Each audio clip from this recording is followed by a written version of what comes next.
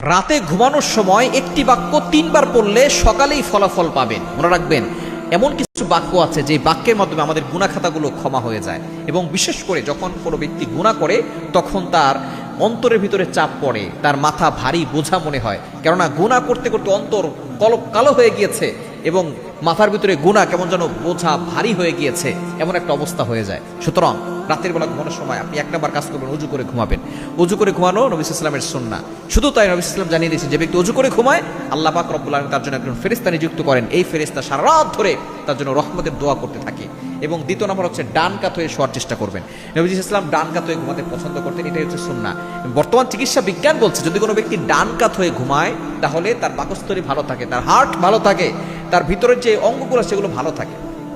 ভারতের একজন চিকিৎসক, সে ক্যান্সারের রোগী যে ছিল এবং বড় বড় রোগীদেরকে সে ডান কাত হয়ে ঘুমাতে বলেন।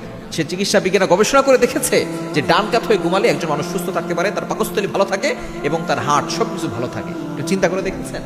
সুতরাং ডান কাত হয়ে ঘুমাবেন এবং একটা বাক্য 3 বার পড়বেন। এই বাক্য পড়লে আল্লাহ তাআলা আপনার সকল গুনাহ খাতাগুলো ক্ষমা করে দিবেন। আপনি সকালেই ফলাফল পাবেন।